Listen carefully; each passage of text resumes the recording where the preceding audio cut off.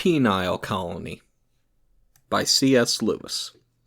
For me, the real evil of masturbation would be that it makes an appetite which, in lawful use, leads the individual out of himself to complete and correct his own personality and that of another, and finally, in children and even grandchildren, and turns it back, sends the man back into the prison of himself, there to keep a harem of imaginary brides, and this harem, once admitted, works against his ever getting out and uniting with a real woman.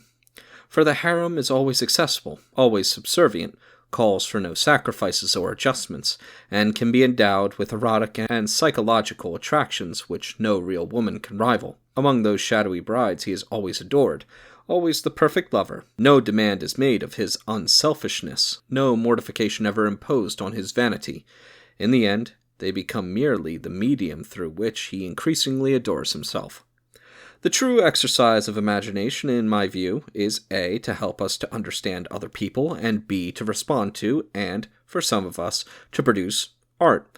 But it has also a bad use, to provide for us, in shadowy form, a substitute for virtues, successes, distinctions, etc., which ought to be sought outside in the real world, e.g., picturing all I'd do if I were rich instead of earning and saving.